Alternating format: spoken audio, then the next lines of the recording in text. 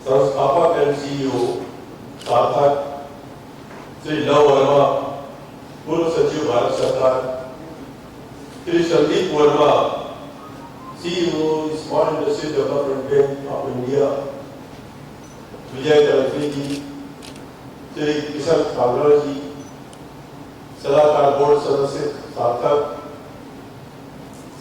सलाहकार बोर्ड के सदस्य, कॉर्पोरेट जगत तथा एनजीओ के प्रतिनिधि, दिव्यांग भाइयों और बहनों, सबसे पहले मैं सार्थक एजुकेशनल ट्रस्ट को 16वें स्थापना दिवस के अवसर पर हार्दिक बधाई देता हूँ। आज पूरे देश में 25वां कारगिल विजय दिवस मनाया जा रहा है। इस अवसर पर मैं हमारे सैन्य दलों के प्रति अपनी कृतज्ञता ज्ञापित करता हूँ। सार्थक यह डॉक्टर जितेंद्र अग्रवाल के सपनों की अभिव्यक्ति है, जिन्होंने विकलांग व्यक्तियों को सशक्त बनाने के लिए खुद का जीवन समर्पित कर दिया है। डॉक्टर जितेंद्र अग्रवाल एक क्वालिफाइड दंत चिकित्सक है।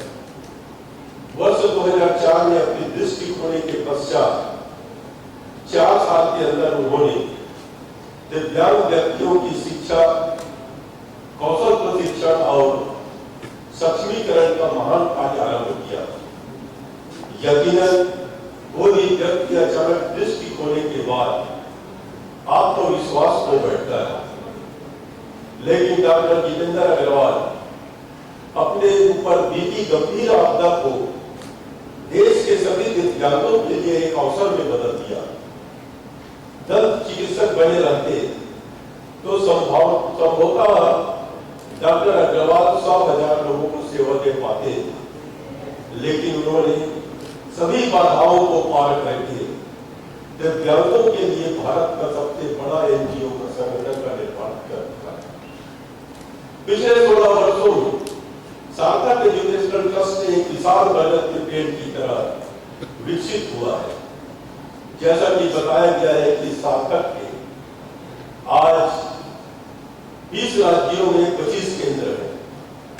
संस्था ने अब तक 20 लाख लोगों तक पहुंचाई है। 70,000 से अधिक दिव्यांग व्यक्तियों को प्रशिक्षित किया है और हजारों दिव्यांग उम्मीदवारों को नौकरी दिलाई है। यह एक असाधारण उपलब्धि है। मेरा सौभाग्य रहा कि मैं उस संसदीय समिति का अध्यक्ष था जिसने दिव्यांग व्यक्तियों के अधिकार विधेयक 2016 का मसौदा तैयार किया था। समिति ने देश के विभिन्न प्रदेशों में जाकर दिव्यांग लोगों के लिए कार्य कर रहे संस्थानों का दौरा किया था तथा दिव्यांगों से उनकी समस्या की जानकारी ली थी। आप कल्पना भी नहीं कर पाओगे कितने प्रकार की दिव्यांगता हमारे देश में है। समिति ने विकलांगता के प्रकारों को 7 से बढ़ाकर 40 से अधिक कर दिया। संभाषण और भाषा विकलांगता और विशिष्ट अधिगम दिव्यांगता को पहली बार जोड़ा गया है। ऐसी अनेक त्रुटियों को भी दिव्यांग श्रेणी में शामिल किया गया है। बौनापन, मांसपेशियों की दुर्बलता को निर्दिष्ट विकलांगता की अलग श्रेणी के रूप में दर्शाया गया है। विकलांगता की एक नई श्रेणी में रक्त विकार, यानी हम डायबिटीज को भी विकलांगता में जोड़ दिए। थैलेसीमिया, हेमोफीलिया और सिकल सेल रोग भी शामिल किए गए हैं। मुझे यह जानकर खुशी हुई कि सार्थक सीडीबी के साथ सोशल स्टार इंश्योरेंस पर अपना IPO 0.0 प्रिंसिपल लॉन्च कर रहा है। यह एक ऐतिहासिक पहल है और यह जानकर खुशी हो रही है कि सार्थक इस प्रयास में अपने एनजीओ भागीदारों को शामिल करने जा रहा है। हर साल मुंबई में मैराथन आयोजन होता है। इसी जनवरी में मैंने मैराथन को झंडी दिखाकर रवाना किया था। आपको आश्चर्य होगा, देश के सैकड़ों एनजीओ इस मैराथन के मंच का उपयोग करके विभिन्न नेक सामाजिक कार्यों के लिए करोड़ों रुपयों का धन जुटाते हैं। महाराष्ट्र के लोग बहुत उदार हैं। अगर आप उनके पास सही प्रस्ताव लेकर जाते हैं तो वे निश्चित ही मनोयोग से सहयोग करेंगे। बहनों और भाइयों, संयुक्त राष्ट्र के अनुमान के अनुसार पूरे विश्व में 100 करोड़ से अधिक दिव्यांगजन हैं, यानी विश्व में लगभग हर 8वां व्यक्ति किसी न किसी रूप में दिव्यांगजन है। भारत की लगभग 2.21% से अधिक जनसंख्या दिव्यांग है। जनगणना के इतिहास में पहली बार इस वर्ष भारत में डिजिटल जनगणना होने जा रही है। मुझे विश्वास है कि इससे हमें देश में दिव्यांग व्यक्तियों की सही संख्या जानने में मदद मिलेगी। भारत को आत्मनिर्भर बनाना है और देश को विकसित राष्ट्र बनाना है तो यह जानकारी दिव्यांग व्यक्तियों के लिए विभिन्न कल्याणकारी नीतियों को डिजाइन करने में मदद मिलेगी। सभी दिव्यांग स्वतंत्र रूप से एक गरिमापूर्ण और क्रियाशील जीवन व्यतीत कर सके, यह हमें सुनिश्चित करना होगा। आने वाले भविष्य में दिव्यांग लोगों के जीवन में टेक्नोलॉजी बहुत बदलाव लाने वाली है। आर्टिफिशियल इंटेलिजेंस लोगों के जीवन में क्रांतिकारी बदलाव लाने जा रहा है। मुझे विश्वास है कि विकलांगता केवल एक असुविधा होगी, बाधा नहीं। मुझे खुशी है कि सार्थक ने अपनी सहायक company national athletic association of India के माध्यम से अंतरराष्ट्रीय खेल प्रतियोगिताओं में उल्लेखनीय सफलता भी हासिल की है। सामान्य और सक्षम व्यक्ति विकलांगता प्रमाण पत्र गलत तरीके से प्राप्त करके विभिन्न सेवाओं में प्रवेश न करें, इस दृष्टि से हमें सजग रहना होगा।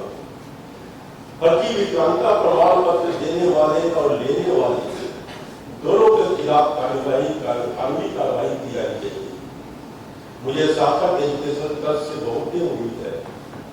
मैं आशा और कामना करता हूं कि सार्थक दिव्यांग व्यक्तियों के सशक्तिकरण में वैश्विक मानक स्थापित करेगा। मैं कई बार इस बात को कह चुका हूं, लोग तो अपने लिए जीते हैं, लेकिन जो दूसरों के लिए जिए वही सही व्यक्ति है। अगर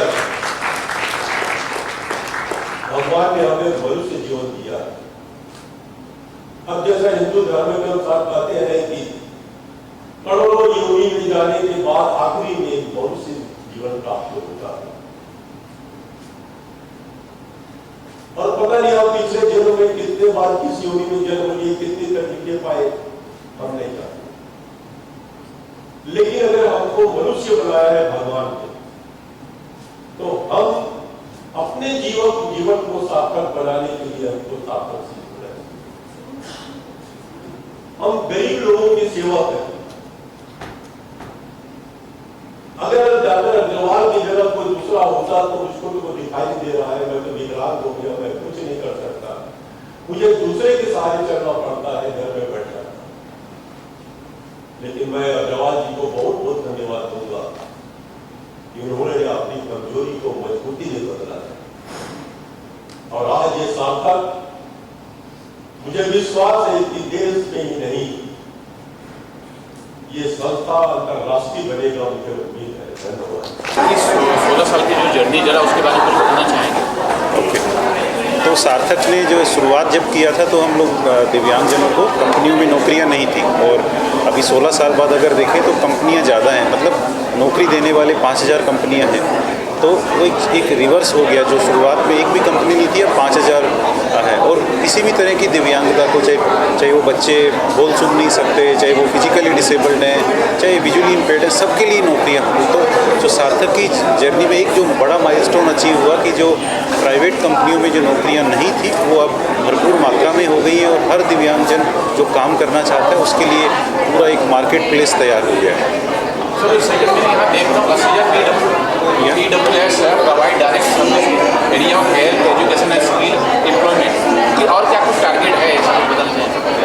अभी हम लोग सार्थक में, जैसे आपने बताया, स्किल एम्प्लॉयमेंट के अलावा हम लोग छोटे बच्चों के लिए अर्ली इंटरवेंशन सेंटर चलाते हैं। जो बच्चे who are born with disability, उनको पहले ही हम लोग अगर आइडेंटिफाई कर लें तो डिसेबिलिटी को मिनिमाइज़ करते हैं। तो वो हम लोग अर्ली इंटरवेंशन 11 सेंटर्स चला रहे हैं। बड़ा इंपॉर्टेंट चीज़ है, क्योंकि अगर हम बच्चे को शुरुआत में ही पकड़ लें तो उसकी डिसेबिलिटी को ही कम कर सकते हैं, ताकि वो इंटीग्रेट हो जाए। और उसके अलावा हम लोग, जैसे आपने वीडियो में देखा कि 3 तरह के डिजिटल सोल्यूशन है। एक इन्फॉर्मेशन सिस्टम, क्योंकि हमारे देश में सूचना का ही अभाव रहता है, बच्चों को पता नहीं होता कहाँ से डिसेबिलिटी सर्टिफिकेट बनेगा, कौन सा स्कूल है।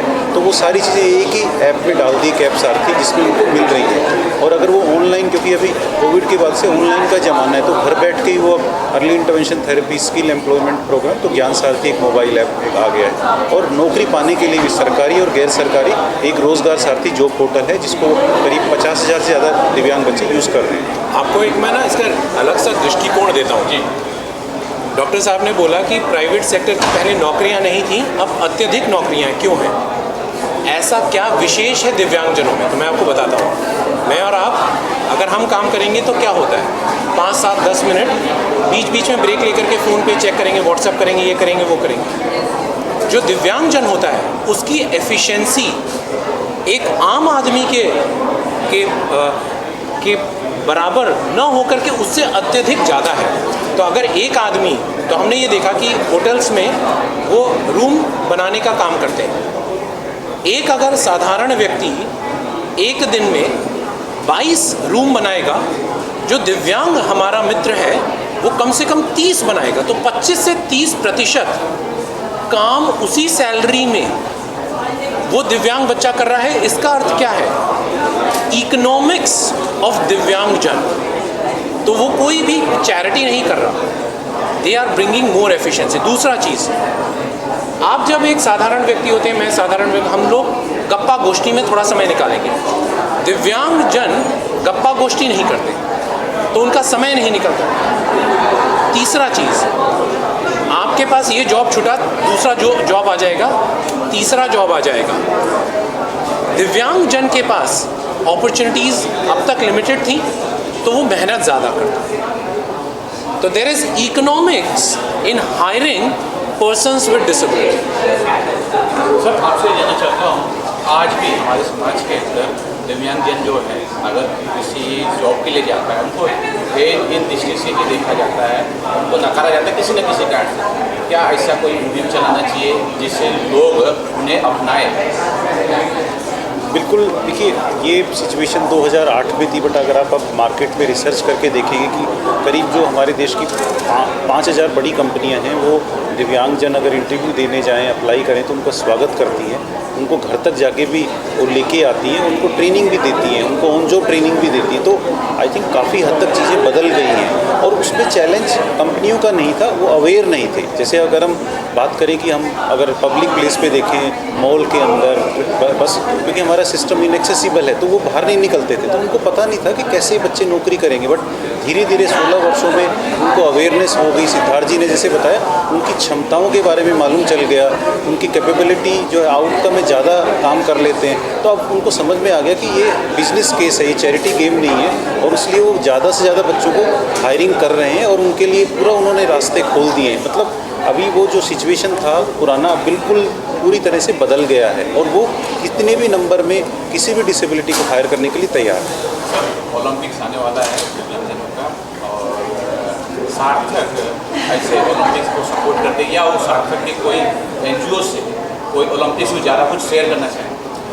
जैसे अभी आपने बताया कि ओलंपिक्स के साथ साथ पैरा ओलंपिक्स भी होते हैं, जो कि स्पोर्ट्स कंपटीशन दिव्यांगजनों का, और उसके लिए हम लोग सार्थक के जो आइडिया पार्टनर्स हैं, जो उन बच्चों की तैयारी कर रहे हैं, गांव-गांव में जो ऐसा टैलेंट है, उसमें हम पूरी तरह से उनकी कैपेसिटी बिल्डिंग, उन बच्चों को कैसे तैयार करना है, उन बंदों को फाइनेंशियल सपोर्ट कैसा मिल रहा है, पूरी तरह से उसी सीरीज़ में हम उनके साथ लगे हुए हैं। और ऐसे ही पैरा ओलंपिक्स के साथ लगता एक सार्थक का प्रोग्राम एबिलम्पिक्स भी है। जैसे पैरा ओलंपिक्स स्पोर्ट्स कंपटीशन है, एबिलम्पिक्स जो है स्किल कंपटीशंस है, जो कि भारत सरकार ने 2001 में ये नेशनल एबिलम्पिक बनाया था, जो कि सार्थक अब चलाता है। 2016 से हम रीजनल, नेशनल और इंटरनेशनल कंपटीशन करते हैं। लास्ट ईयर हम लोग फ्रांस गए थे, 13 दिव्यांग बच्चों ने पार्टिसिपेट किया था, 7 मेडल जीते थे, 1 गोल्ड, 2 सिल्वर और ब्रॉन्ज। तो ये बेस्ट परफॉर्मेंस था। तो अब वो अगला साइकिल एबिलम्पिक्स का भी भारतवर्ष में स्टार्ट हो गया। 2027 में फिनलैंड में इसका इंटरनेशनल कंपटीशन होगा, जिसमें करीब 40 जो है देश पार्टिसिपेट करते हैं।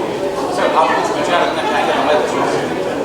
मैं ये कहना चाहूँगा कि सार्थक ने बहुत कमाल का काम किया है और डॉक्टर जितेंद्र अग्रवाल के लिए जितना भी कहा जाए वो कम है, क्योंकि इनको एक दृष्टिबाधित होने के बजाय के बावजूद इनके एक विजन था कि जो लोग डिसेबिलिटी से परेशान हैं उनको किस तरह से स्किलिंग की जाए और उनको कैसे जॉब दिलवाया जाए, स्किलिंग प्लस प्लेसमेंट दोनों चीज़ें। तो ये बहुत बड़ा काम कर रहे हैं और मैं चाहूँगा कि 16 वर्ष इन्होंने पूरे कर लिए हैं, आगे भी ऐसे ही और भी नए मुकाम हम लोग पूरे करेंगे। शुक्रिया।